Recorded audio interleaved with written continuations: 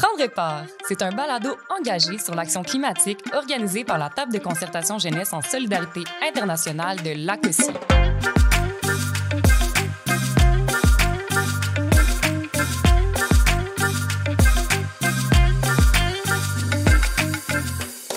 Bonjour et bienvenue à toutes et à tous. Je m'appelle Sandrine Elie et je suis vraiment fébrile à l'idée de vous accompagner encore une fois dans cette deuxième saison, dans laquelle nous allons nous plonger dans la souveraineté alimentaire, comment cultiver nos droits. Pour ce premier épisode, j'ai la chance de recevoir avec moi Madame Ucha Akwa-Enionam, qui est sociologue et membre d'un organisme du Togo, qui milite depuis plus de 50 ans pour les droits et l'action des communautés rurales en Afrique. Elle était d'ailleurs l'invitée internationale de notre conférence d'hier, le 8 novembre, en ouverture des Journées québécoises de la solidarité internationale. Alors, bonjour, Madame Ucha. Bonjour, Madame. Je suis vraiment très heureuse de pouvoir continuer avec vous les réflexions qui ont été abordées hier. Mais avant toute chose, je voulais vous demander une question un peu plus personnelle, si vous me le permettez. Allons-y. Je me demandais, pourquoi êtes-vous devenue sociologue? Qu'est-ce qui a déclenché ce souhait de porter la cause agricole au sein de votre vie professionnelle? Ucha a choisi de devenir sociologue, pas seulement pour les femmes au départ, mais finalement pour les femmes en raison de ma proximité avec le milieu rural. J'ai un parent qui a vécu en milieu rural et j'ai vécu toute, je ne peux pas dire la souffrance, mais cette défaillance du minimum qu'on doit apporter au milieu rural. Le milieu rural est souvent défavorisé, mais il suffit d'une organisation pour que ça marche. Si nous avons réussi avec l'appui de la production, il y a mes parents, mon papa, il a été un grand agriculteur, il a produit, il nous a nourris et sainement, mais je peux aussi contribuer en aidant plus les femmes, en accompagnant plus le monde rural pour que nous puissions mieux manger à ville. Merci de votre partage. J'adore vraiment connaître justement ces histoires-là qui nous forgent puis qui fait qu'on prend certaines directions puis que ça fait du sens, en fait, les directions qu'on prend.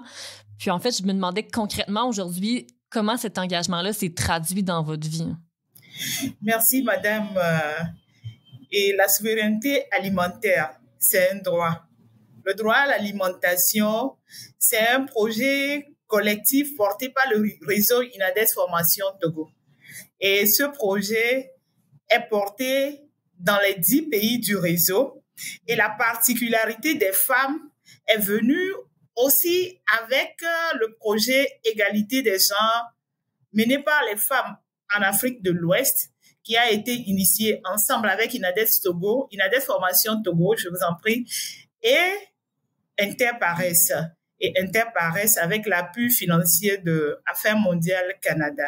Ce travail se fait au sein du réseau par rapport à l'enjeu qui est lié à l'insécurité alimentaire. Cet enjeu, nous le savons tous, c'est un défi que nous devons relever. Et quand nous parlons de nous parlons et des hommes et des femmes. Mais nous constatons aujourd'hui que la plus grande partie de la population rurale qui est agricole, est constituée de femmes.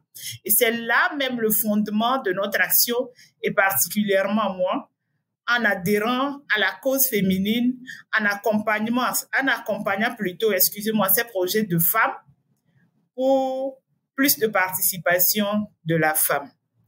Et quand nous parlons de participation de la femme, au niveau du projet INADES Formation Togo, nous parlons de la participation de la femme et aussi des hommes, parce que ce ne sont pas les femmes seules qui font le travail, c'est toute une organisation sur la ligne.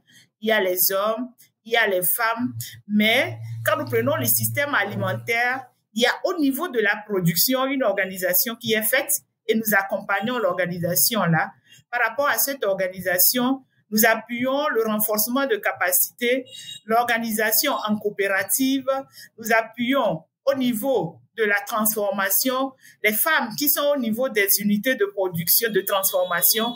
La transformation se fait suivant un processus et ces femmes organisées en coopérative doivent savoir gérer, en plus de produits qu'elles sont en train de transformer, de savoir gérer leur organisation interne. Parce que quand nous parlons de transformation, le produit que nous avons mis en valeur, c'est le fonio. c'est un produit à forte valeur nutritive et aussi culturelle. C'est dans une zone où le travail se fait et au sein de la gouvernance de la coopérative qui porte cette transformation-là, il faut que tous les membres de cette coopérative-là se sentent appartenir à l'organisation et puissent travailler réellement à l'avancement de l'organisation. Il y a tellement des choses intéressantes, je trouve, déjà dans qu'est-ce que vous venez de dire que j'aimerais qu'on approfondisse d'emblée. Le fonio, moi, c'est quelque chose que jusqu'à tout récemment, je ne connaissais pas, cette semence-là, qui je crois que pour le Togo et peut-être d'autres pays africains aussi est très, très significative. Je pense que c'est une semence ancestrale. Puis en ce moment, le blé gagne beaucoup plus de terrain, mais il correspond pas à la réalité des terres là-bas. Donc, pourquoi est-ce que le fonio, c'est aussi important pour vous dans les projets en ce moment qui sont porteurs puis qui réussissent bien? Le fonio, la nourriture de base d'une communauté que nous appelons la communauté Akoso. Il y a la communauté Adélé, la communauté Akebu plutôt. Ça veut dire une grande frange de la population togolaise. Et ça rentre dans les cérémonies, ça a une valeur importante culturelle. Mais au-delà de cette valeur culturelle, le fonio est un céréale à forte valeur nutritive. Et le fonio se cultive dans les conditions qui ne demandent pas autant d'apports extérieurs en engrais chimiques. Le fonio se cultive dans une zone tranquille qui est adaptée à la réalité togolaise. Et c'est ça l'objectif, ce qui nous a poussé à cibler le fonio. Et le choix du fonio aussi s'inscrit dans l'idée globale, comme je le disais, de repositionner les vivres de souveraineté pour surtout constituer la résilience au changement climatique. Ça veut dire que dans chaque zone, il y a un produit qui est identifié. Donc, nous faisons ce travail du fonio dans la zone, dans la zone des plateaux, la région des plateaux au Togo. Mais cette production est étendue sur toute l'étendue du territoire, en ce sens que le produit qui a été transformé est mis sur le marché et il y a la mise en lien avec les restaurants de proximité. Les femmes qui transforment le fonio présentent le produit au foire, au salon et nous connaissons pas la valeur nutritive de ce produit-là, l'importance que ça revêt et nous remettons ainsi le fonio sur la table avec une consommation très appétissante. Quand nous parlons du blé qui est rentré au Togo, jusqu'à un passé récent, on en croirait encore que ça pouvait faire l'affaire. Mais nous avons vu avec le Covid-19 et aussi la guerre en Ukraine, tout le défi que cela a posé. C'est ce qui pose encore aujourd'hui la question et l'importance du repositionnement des vivres de souveraineté dans le fonio. Merci, c'est super intéressant. Puis justement, on l'aborde un peu jusqu'ici de manière directe, mais la différence entre la sécurité et la souveraineté alimentaire, on parlait justement des valeurs nutritives du fonio, mais est-ce que vous pouvez nous définir ou nous expliquer un peu c'est quoi la différence entre une sécurité et une souveraineté alimentaire? Quand nous parlons de sécurité alimentaire, nous mangeons. Et nous mangeons tout ce que nous trouvons. Nous mangeons ce qui peut venir de l'extérieur. Nous mangeons ce qui est produit à l'extérieur et qui ne respecte pas forcément les conditions dans lesquelles nous vivons. Nous mangeons parce que nous sommes dans un monde de globalisation où le commerce, on peut ramener d'un autre pays tous les produits dont on a besoin. L'essentiel, c'est de pouvoir satisfaire à sa faim. C'est de ça qu'on parle de sécurité dans la sécurité alimentaire. Mais quand nous parlons de souveraineté alimentaire, nous revenons à nous. Quand nous parlons de nous, c'est notre territoire. Sur notre territoire, de quoi nous avons besoin? Quelles sont les conditions de production de ces vivres-là? Est-ce que les semences qui sont importées sont adaptées aux conditions climatiques, culturelles du pays? Donc, nous voulons parler des produits qui sont adaptés aux conditions togolaises et que nous produisons dans les mêmes conditions, que nous nourrissons de ces produits-là et qui permet le développement de la main-d'œuvre locale et la valorisation des populations qui sont au Togo. Quand nous parlons des femmes, les femmes maîtrisent toute la filière de production de fonio. Le travail de la femme sur le fonio, de la production jusqu'à la consommation, la femme à la maîtrise de ça. Mais quand nous parlons du blé, le blé qui arrive au Togo, il faut apprendre à fabriquer le pain. Comment ça se fait? Mais si le blé n'est pas cultivé au Togo, le jour où on n'a pas le blé, qu'est-ce que nous faisons? Comment nous intégrons les vivres au Togo dans notre alimentation, dans la production locale?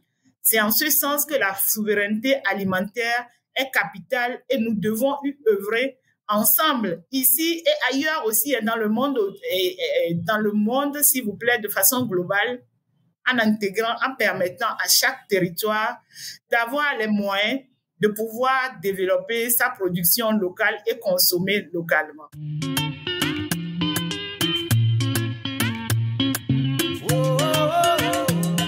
Qu'est-ce que l'agroécologie selon les membres de l'ACOSI? C'est une science, une pratique et un mouvement social qui préconise des pratiques agricoles écologiquement durables et socialement justes et qui présente un intérêt pour les communautés rurales pauvres en ressources, non seulement parce qu'elle constitue une solution accessible et abordable pour ces populations, mais aussi parce qu'elle remet en question la dynamique de pouvoir caractérisée par l'exploitation et l'oppression qui dominent actuellement le système agroalimentaire. Cette définition est tirée du lexique de la solidarité internationale développé par l'ACOSI dans une perspective de décolonisation des savoirs. Vous l'avez abordé un peu, que justement, des femmes vont décider de cultiver le fonio pour aller en vendre à différents commerçants. Et à quoi ça ressemble en ce moment le portrait des gens qui cultivent, des gens qui choisissent le milieu agricole? Est-ce que ça va être plus pour se nourrir soi? Est-ce que ça va être plus justement de faire une plus grande production puis aller vendre au marché? À quoi ça ressemble le portrait en ce moment de qui cultive, pour qui? Est-ce que c'est pour vendre? Est-ce que c'est une production personnelle? Peut-être le ratio homme-femme qui cultivent ou qui sont propriétaires aussi? Nous avons commencé un travail. L'idée, c'est d'avoir le travail de production agricole comme une entreprise. Quand nous parlons de coopératives agricoles que nous devons renforcer, ce n'est pas une production individuelle. Au départ, ce sont des productions individuelles. Mais des femmes et des hommes se mettant ensemble produisent une grande quantité.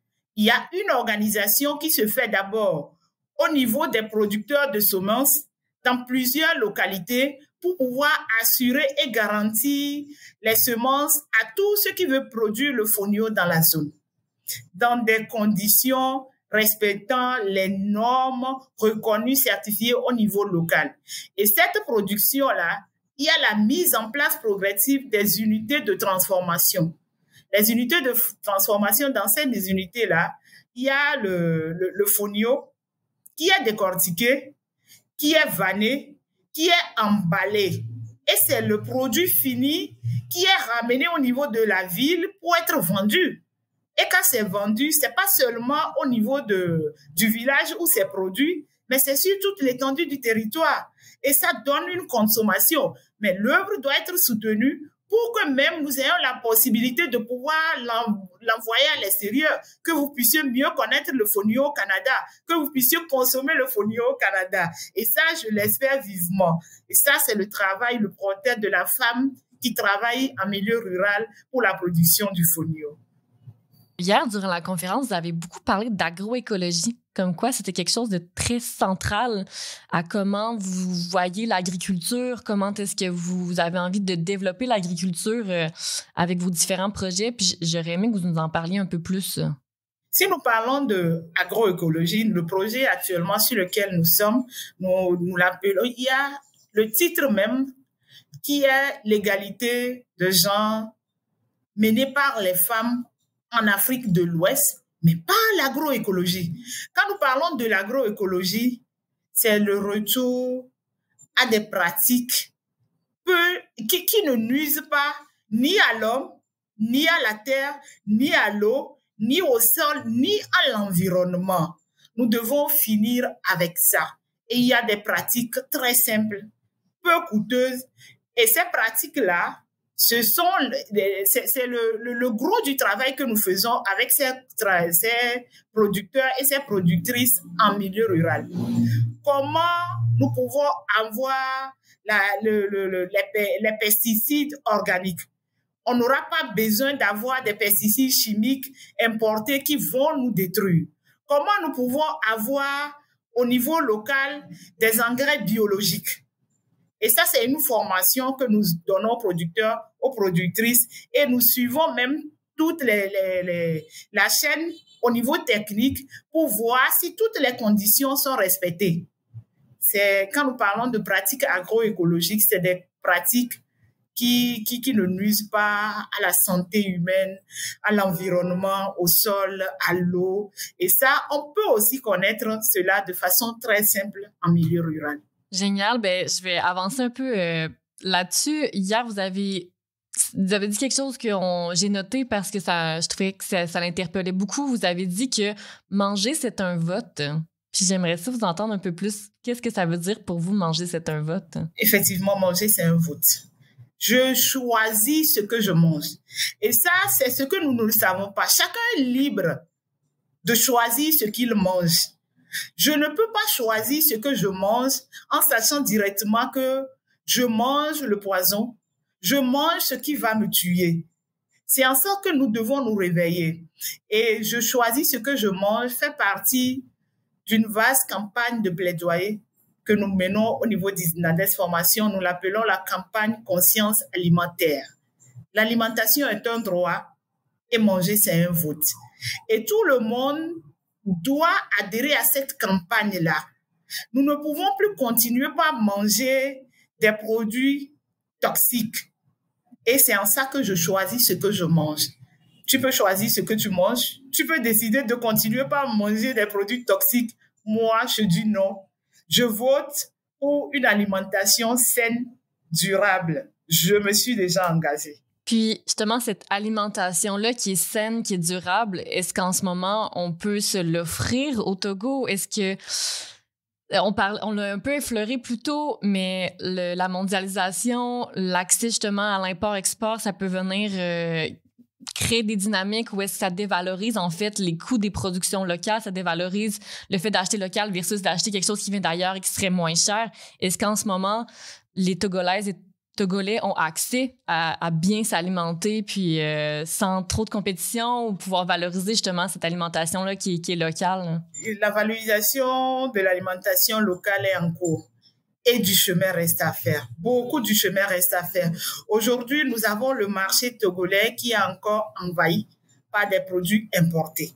Et malheureusement, on en a encore pour longtemps parce que nous avons commencé le travail. Il faut d'abord que nous comprenions tous. Il faut que les politiques comprennent et qu'on soit libérés de... on ne peut pas s'en défaire aussi libre et aussi rapidement, je le dirais, de l'invasion de la globalisation, de l'invasion de nos marchés. Mais il faut qu'on parte de la prise de conscience individuelle pour de façon progressive avancer. Aujourd'hui, nous avons encore des produits, nous ne mangeons pas encore sainement au Togo. Mais nous avons commencé la marche et nous y arriverons. J'adore. Je crois qu'il faut cet espoir-là, puis merci vraiment en fait de l'apporter cette sensibilisation-là, puis de les porter ces projets-là, parce que c'est comme ça qu'on va y arriver tout à fait. Puis, nous, on est là avec nos grands projets. Puis, à travers ça, il y a différents éléments qu'on n'arrive pas à contrôler.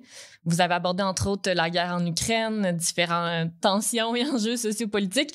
Mais il y a aussi, malheureusement, les changements climatiques qui nous frappent et qui déstabilisent notre milieu agricole et donc notre souveraineté alimentaire. Puis, comment, en ce moment, au Togo, vous vivez les impacts des changements climatiques, mais comment est-ce que souveraineté alimentaire dans un pays avec des milieux arides ou autres, c'est intimement lié avec les changements climatiques? Le changement climatique aujourd'hui, c'est une réalité, pas seulement au Togo, comme vous le constatez. Pour y faire face, il y a l'aridité, il y a le manque de l'eau, les pluies, tout a changé. Tout a changé. C'est en ce sens qu'il faut plutôt promouvoir la culture locale. Les cultures qui s'adaptent au contexte local. Parce que si nous prenons une culture, par exemple, une semence qui est venue de l'extérieur, avec ses conditions, avec ses normes, et si nous prenons la pluviométrie que nous ne maîtrisons pas, ça veut dire une fois qu'on commence par semer, par utiliser ces semences-là, nous n'aurons pas la productivité nécessaire et nous n'aurons jamais réglé le problème de la faim. Et au-delà de ça, il y a dans les milieux ruraux aujourd'hui le manque je peux dire, d'activités, d'activités et secondaires où on a toujours considéré le milieu rural comme un milieu où on ne peut pas réellement avoir une entreprise viable. Face au changement climatique, il faut que nous arrivions à mettre l'accent sur l'aspect entrepreneurial même de l'agriculture. Mettre l'accent sur l'aspect entrepreneurial de l'agriculture, la valoriser avec les moyens locaux. Et par rapport au-delà même de cet aspect de souveraineté alimentaire, il y a d'autres projets complémentaires aussi qui ciblent de façon directe la restauration des sols et aussi la régénérescence de toutes nos zones à travers au niveau côtier. Il y a comment organiser les femmes à s'impliquer dans cette action de restauration du sol et de régénération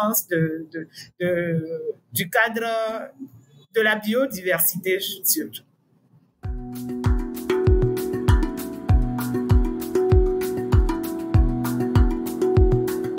Qu'est-ce que le développement local selon les membres de l'ACOSI? Dans le domaine de la coopération et de la solidarité internationale, le développement local renvoie à un processus de développement qui vise à améliorer les conditions de vie des personnes par la recherche locale de solutions aux problématiques sociales, économiques, environnementales et politiques des collectivités et territoires. Cette approche du développement met l'accent sur la pleine participation des acteurs locaux, pouvoirs publics, secteurs associatifs et communautés locales dans la poursuite d'objectifs axés sur le bien-être des populations locales. Ces dernières doivent être impliquées dès la phase de conceptualisation des projets et des programmes de développement local. En principe, le pouvoir est donné aux collectivités locales afin de renforcer leur autonomie et réduire leur dépendance vis-à-vis des partenaires étrangers. Cette définition est tirée du lexique de la solidarité internationale développé par l'ACOSI issu de la démarche de co-construction. Vous avez déjà donné des pistes dans votre réponse, mais j'aimerais vous poser une question parce que c'est un grand classique ici. Je voulais savoir comment est-ce qu'on peut prendre part à l'action climatique, que ce soit au Togo ou ailleurs? Comment est-ce qu'on peut prendre part à l'action climatique? Dans le fond, ça serait une piste de solution, une piste d'action. Si je donne un exemple, est-ce que c'est en manifestant? Est-ce que c'est à travers les réseaux sociaux? Est-ce que c'est en se regroupant, justement, qui est un peu ce que vous avez déjà nommé, là? Merci bien. L'action climatique ne se limite pas seulement au Togo. Nous avons commencé la marche, mais nous pouvons toujours l'améliorer en partageant l'information dans les 4 coins du monde. L'alimentation, c'est un droit et manger, c'est un vote. Pour y prendre part, il faut que tout le monde soit informé. Et l'information aujourd'hui passe par la radio, par les réseaux sociaux, par les petites vidéos qu'on partage. Il faut partager à tout le monde, lui expliquer que l'alimentation, c'est un droit. Et pour que ce droit soit réalisé, nous devons faire des choix. Et au-delà des choix, nous devons contribuer en changeant nos comportements. Aussi, en contribuant aussi peu soit-elle, parce qu'aujourd'hui, le défi en Afrique et au Togo, quand nous parlons du travail en milieu rural, quand nous parlons des femmes qui transforment, quand nous parlons de la mise en lien, quand nous parlons de la commercialisation, il y a aussi du soutien. Celui qui peut contribuer à l'œuvre là doit y contribuer de façon aussi financière. C'est important parce que si on ne contribue pas, si on continue toujours pas à investir dans l'agriculture industrielle chimique, nous pouvons beau parler, mais rien ne changera. Donc, il faut aussi investir pour appuyer l'acte de soutien à l'action climatique pour la promotion de l'agroécologie au Togo et en Afrique. Il y a aussi le vaste mouvement de plaidoyer et nous vous invitons à vous associer à ce plaidoyer-là. Au niveau de l'Afrique, nous avons la COPAGEN, c'est la coalition pour la protection du patrimoine génétique. Et dans les pays où nous intervenons, et surtout le continent, il y a des représentants qui sont membres. Ça veut dire qu'au niveau de l'Afrique, nous avons une voix. au sein de cette organisation-là et faire le plaidoyer. Ce plaidoyer aussi peut être porté au niveau international par des alliances pour nous faciliter ensemble l'avènement du droit à l'alimentation et à la souveraineté alimentaire. Merci vraiment de votre partage, de votre temps, de toutes les connaissances que vous nous avez partagées. Vous auriez initialement dû on aurait dû être face à face, mais il y a eu des défis logistiques qui nous en ont empêchés malheureusement. Donc, je suis très heureuse qu'on ait réussi à trouver moyen quand même de se retrouver à travers les ondes. Puis c'est certainement une discussion en fait qui va continuer à faire son chemin à travers justement les oreilles des gens qui vont nous entendre, là. Oui, et aussi, au-delà des oreilles, il faut que ça continue. Il faut que ça continue à travers les projets comme le projet Egalao, à travers des projets concrets que vous appuyez aussi. Et ça peut aussi favoriser le travail. Merci.